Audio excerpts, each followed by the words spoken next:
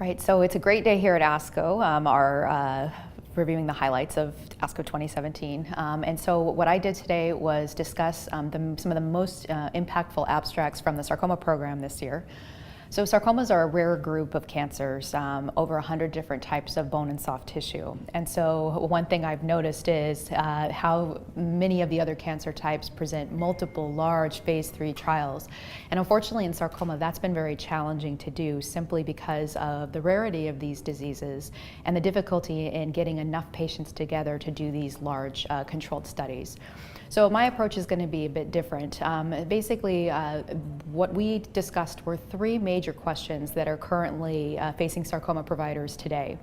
So the first focus that I discussed was really what do we do, where are we in the state of chemotherapy for advanced and metastatic soft tissue sarcomas. Historically, the main standard of care has been doxorubicin really since the 1970s. And I reviewed several trials that have attempted to demonstrate benefit of any combination over doxorubicin in terms of affecting outcomes. I reviewed the current standard of care, which is doxorubicin plus olaratumab, which was presented at last ASCO and showed improvement in overall survival of over a year in metastatic and advanced soft tissue sarcomas. So the main abstract that I think addresses this question is a new anthracycline compound called aldoxorubicin. So at this year's ASCO, we heard the results of a phase 3 clinical trial of aldoxorubicin versus investigator's choice. So really many of those other standard chemotherapies that are being used out in the practice. And the question was whether aldoxorubicin would show improvement in patients with advanced sarcomas that had received at least one line of prior chemotherapy. And so this was a randomized study, international, and patients were randomized, as I mentioned, to either aldoxorubicin or investigator's choice. What they found was that aldoxorubicin, because of its structure, has the ability to deliver very high doses. It's basically like a super-powered doxorubicin.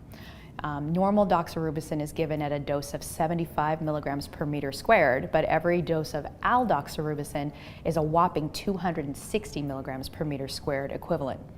Because of the way it's structured, you can deliver those higher doses without affecting major toxicities within the body. So what they ultimately showed was that aldoxorubicin did improve the outcomes in terms of progression-free survival as well as overall response rate in L-type sarcomas or leiomyosarcomas as well as liposarcomas. And there also was a benefit in the North American countries that was not seen in Europe and Latin America, which I think is a very interesting point that we still don't completely understand.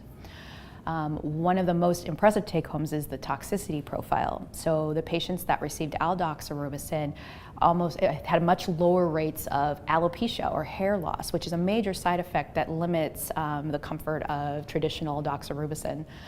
So with the lower rates of alopecia, but also the risk of cardiotoxicity, which is the major limitation to being able to give doxorubicin. So in summary, aldoxorubicin really showed that you could give a significantly higher dose, better toxicity profile, and still produce responses in this refractory setting. So this is moving forward to the FDA as an investigative new drug, and I think that we'll see aldoxorubicin as potentially a new anthracycline of the future for our patients. So the next concept that I discussed was a very large data set of over 5,000 patients that was presented by Dr. Gounder from Memorial Sloan Kettering. And they asked the question of whether genomic sequencing, so whole genome sequencing obtained through companies like Foundation Medicine or other panels, by getting that information, can you help to clarify the diagnoses of sarcoma patients, but also can you use that information to potentially identify better treatments, targeted therapy treatments in a sort of a precision medicine approach.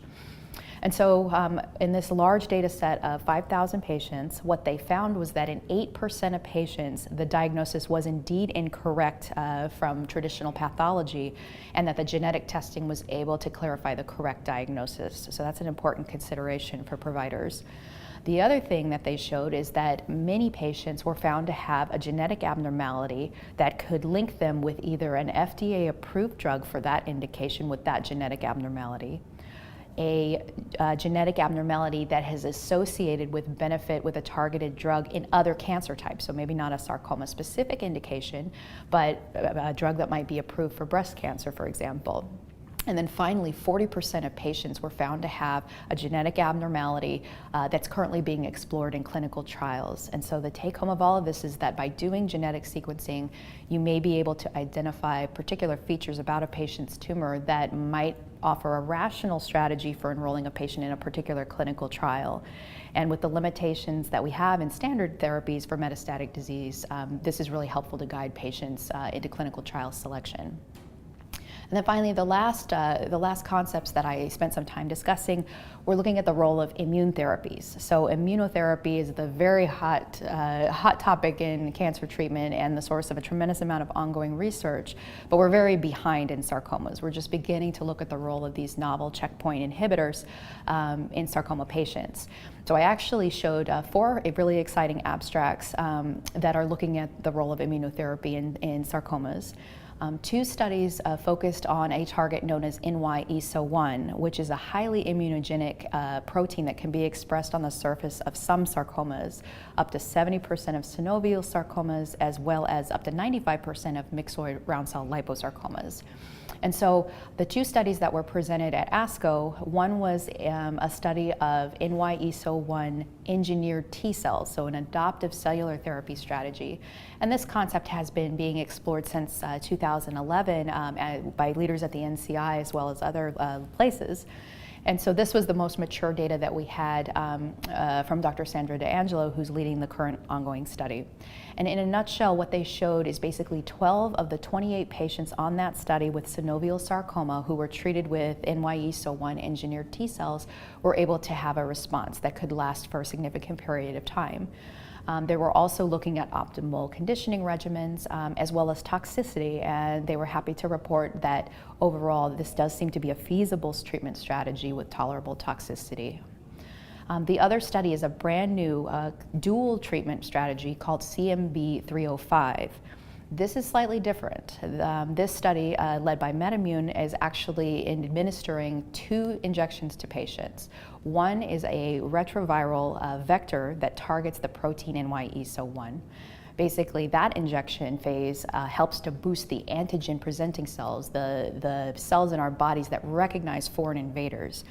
The second injection in that paired study helps to boost the resulting immunity through our T cells through a TLR4 agonist. So this combination was then tested in a phase 1 study for patients looking at safety and efficacy.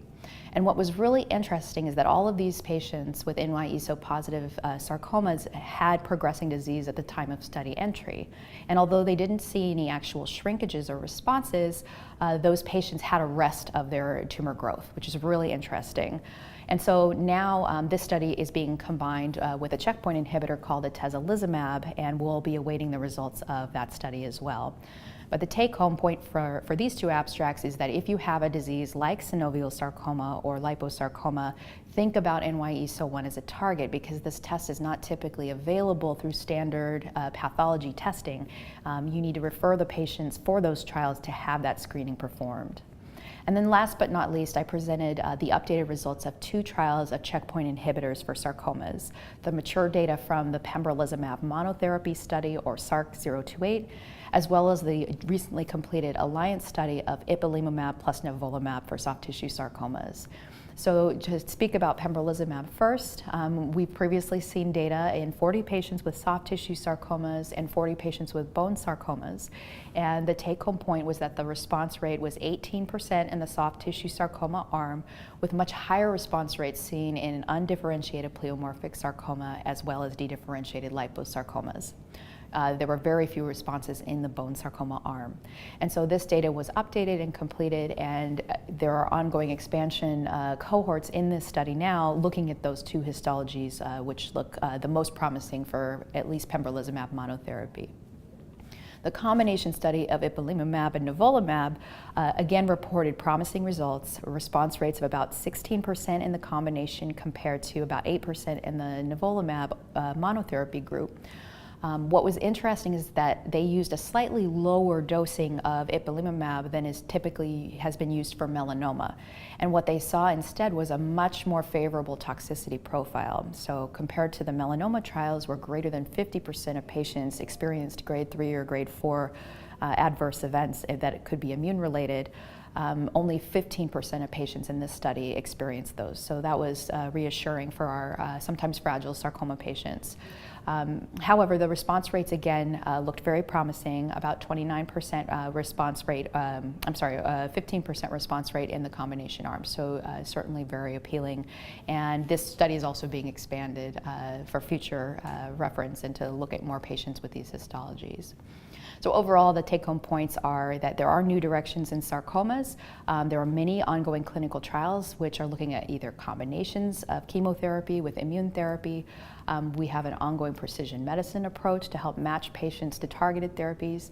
And so all sarcoma patients should be considered for clinical trials to help take advantage of these new directions and exciting potential changes in the way we manage them.